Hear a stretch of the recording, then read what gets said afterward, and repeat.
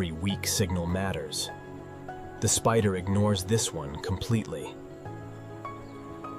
Background vibrations can be ignored. Survival depends on knowing what deserves no response.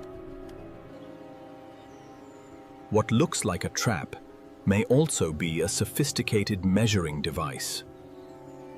A new signal arrives, but the spider does not rush. This is not reflex. A powerful signal should be impossible to ignore. Yet the spider refuses it. Intensity alone is not the trigger. It waits for pattern confirmation.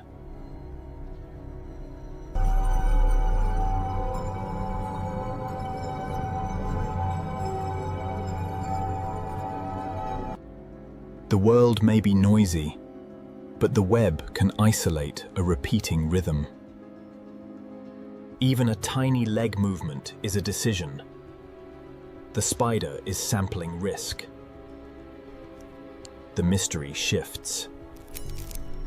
It is not how much it feels, but what it trusts.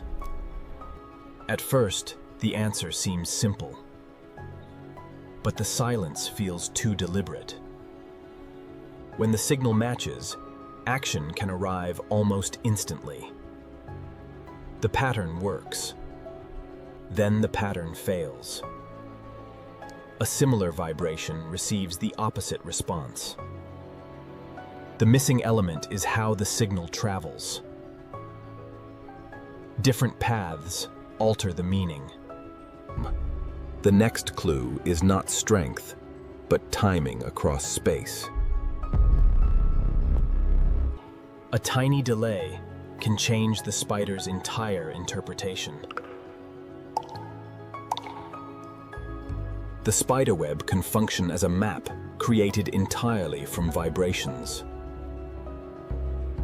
Location matters. It compares arrival direction before deciding to pay attention. Signals from different directions merge into one single decision point. It may revise its choice before the first decision becomes dangerous. The web itself may help perform the necessary filtering of noise.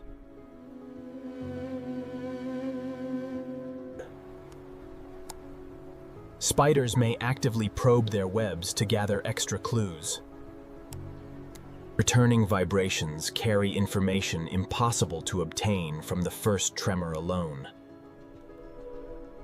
Confidence suggests the spider has combined enough clues to act. Just when the theory seems complete, a new contradiction arrives. The spider may evaluate several clues at once, not just one. Frequency alone is not enough. The web answers in fragments. Integration may be the answer.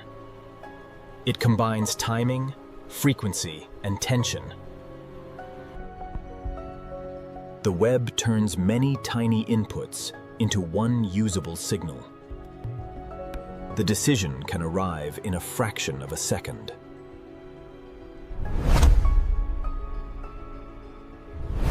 The web is not just receiving, it shapes the information.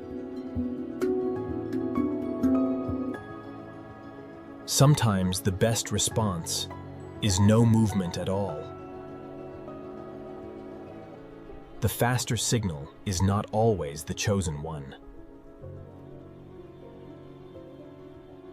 Even near certainty, the spider may verify one last time. The trap is becoming a sophisticated sensory machine. The spider interprets an entire pattern, not one isolated signal. Sensory organs and web structure work like a decoding system. This behavior is flexible, not just a fixed instinct. The incoming pattern becomes a decision for survival.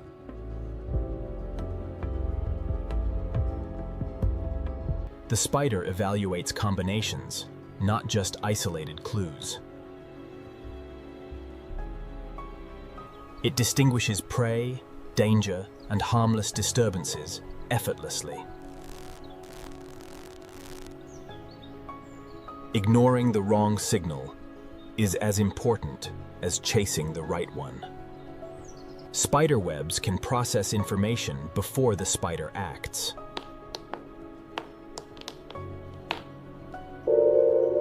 The exact neural decision process is still under investigation. How much information can such a small system process?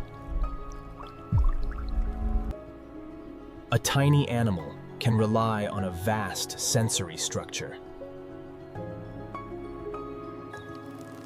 Even humidity can alter how the signal travels. The spider is constantly listening through direct contact. The web speaks in movements too small to notice. A fraction of a second separates a meal from a threat. The spider's world is built from touch and tension. Behavior suggests a system still revealing its complex rules. Leg sensors detect timing, direction, frequency, and tension.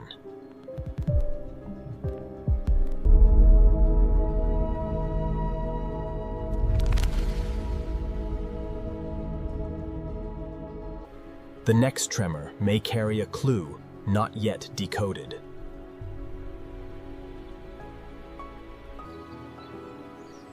We are only beginning to understand this ancient intelligence. A network of silk and nerves, forever tuned to the forest.